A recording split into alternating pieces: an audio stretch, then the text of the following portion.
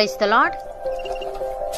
ఈరోజు దేవుని వాగ్దానము, నేను నా తండ్రి వలన అధికారము పొందినట్టు జయించుచు అంతము వరకు నా క్రియలు జాగ్రత్తగా చేయువానికి జనుల మీద అధికారం ఇచ్చేదను. ప్రకటన గ్రంథము 2వ అధ్యాయము 26వ వచనము. సహోదరి సహోదరులారా, ఈ వాక్యము ప్రభువైన యేసుక్రీస్తు తుయతైర సంఘమునకు ఇచ్చిన వాగ్దానంలో భాగం.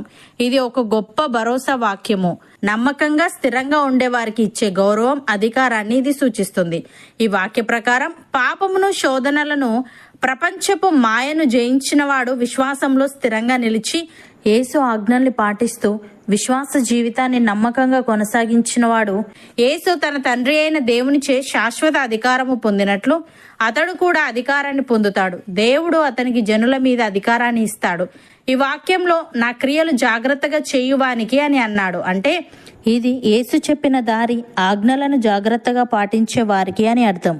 ఇది దేవుని చిత్తమును అనుసరించి జీవించే వ్యక్తిని సూచిస్తుంది. ఉదాహరణకు, ఒక క్రైస్తవుడు ప్రతిరోజు దేవుని వాక్యాన్ని చదివి దాని ప్రకారం జీవిస్తూ ప్రేమతో ఇతరులకు సహాయం చేస్తే అతడు దేవుని క్రియలు జాగ్రత్తగా చేసినవాడు. ఇలాంటి వారికి దేవుడు జనుల మీద అధికారం ఇస్తానన్నాడు. అంటే ఇది భవిష్యత్తులో దేవుడిచ్చే ఒక గౌరవ స్థానాన్ని సూచిస్తుంది. ఇది దేవుని రాజ్యంలో నమ్మకమైన వారికి వచ్చే ప్రతిఫలం. బైబిల్ ప్రకారం యేసు తిరిగి వచ్చి భూమిపై 1000 సంవత్సరాలు రాజ్యం చేస్తారు. అప్పుడు విశ్వాసులు ఆయనతో పాటు పరిపాలనలో భాగస్వామ్యులు అవుతారు.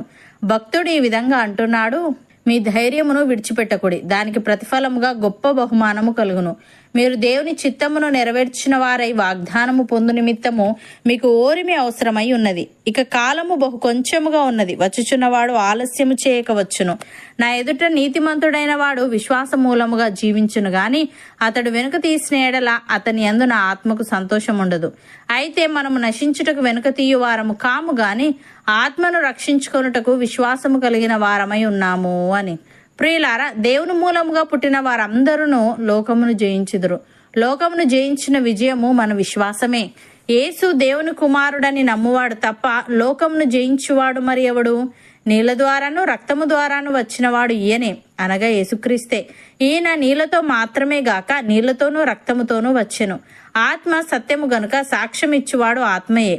సాక్ష్యమిచ్చువారు ముగ్గురు, అనగా ఆత్మయు, నీళ్లును, రక్తమును. ఈ ముగ్గురు ఏకీభవించి ఉన్నారు. మనము మనుషుల సాక్ష్యము అంగీకరించుచున్నాము గదా. దేవుని సాక్ష్యము మరి బలమైనది. దేవుని సాక్ష్యము ఆయన తన కుమారుని గూర్చి ఇచ్చినదే. దేవుని కుమారుని యందు విశ్వాసముంచువాడు తనలోనే ఈ సాక్ష్యము కలిగి ఉన్నాడు. దేవుణ్ణి నమ్మనివాడు ఆయన తన కుమారుని గూర్చి ఇచ్చిన సాక్ష్యమును నమ్మలేదు గనుక అతడు దేవుణ్ణి అబద్ధికునిగా చేసినవాడే. ఆ సాక్ష్యం ఏమనగా, దేవుడు మనకు నిత్య జీవమును దయచేసెను. ఈ జీవము ఆయన కుమారుని అందున్నది. దేవుని కుమారుని అంగీకరించేవాడు జీవము గలవాడు. దేవుని కుమారుని అంగీకరింపని వాడు జీవము లేనివాడే.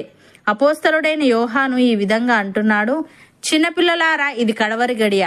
క్రీస్తు విరోధి వచ్చునని వింటిరి గదా. ఇప్పుడును అనేకులైన క్రీస్తు విరోధులు బయలుదేరి ఉన్నారు. ఇది కడవరి గడియ అని దీని చేత తెలుసుకొనుచున్నాము. వారు మనలో నుండి బయలువెళ్ళిరి గాని వారు మన సంబంధులు కారు. వారు మన సంబంధులైతే మనతో కూడా నిలిచి ఉందరు. అయితే వారందరూ మన సంబంధులు కారని ప్రత్యక్షపరచబడినట్లు వారు బయలువెళ్ళిరి. అయితే మీరు పరిశుద్ధిని వలన అభిషేకము పొందిన వారు గనుక సమస్తమును ఎరుగుదురు. మీరు సత్యమెరుగని వారైనందున నేను వ్రాయలేదు గాని మీరు దానిని ఎరిగి ఉన్నందునను, ఏ అబద్ధమును సత్య సంబంధమైనది కాదని ఎరిగి ఉన్నందునను మీకు వ్రాయిచున్నాను. యేసు క్రీస్తు కాడని చెప్పువాడు తప్ప ఎవడబద్ధీకుడు? తండ్రిని కుమారుణ్ణి ఒప్పుకొనని వీడే క్రీస్తు విరోధి. కుమారుణ్ణి ఒప్పుకొనని ప్రతివాడును తండ్రిని అంగీకరించువాడు కాడు. కుమారుణ్ణి ఒప్పుకొనివాడు తండ్రిని అంగీకరించువాడు. అయితే మీరు మొదట నుండి దేనిని వింటిరో అది మీలో నిలవనీయుడి. మీరు మొదట నుండి వినినది మీలో నిలిచిన ఎడల మీరు కూడా కుమారుని యందును తండ్రి యందును నిలుతురు. నిత్య జీవము అనుగ్రహించుననున్నదియే ఆయన తానే మనకు చేసిన వాగ్దానము.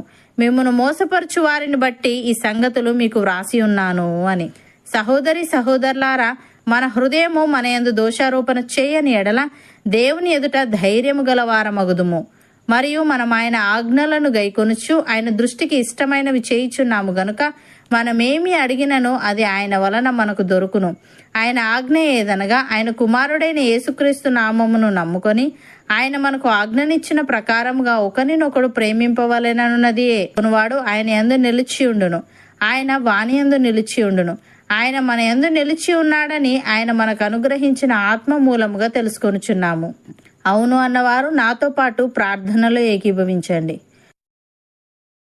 పరిశుద్ధుడా, ప్రేమగల తండ్రి, జీవముగల నా యేసయ్య, నీవు తండ్రి వలన అధికారము పొందినట్టు జయించుచు అంతము వరకు నీ క్రియలు జాగ్రత్తగా చెయ్యువానికి జనుల మీద అధికారం ఇచ్చేదనని, ఇది నీ రాజ్యంలో నమ్మకమైన వారికి వచ్చే ప్రతిఫలమని, భవిష్యత్తులో నీవిచ్చే ఒక గౌరవ స్థానాన్ని ఇది సూచిస్తుందని నీవు తెలియజేశావు.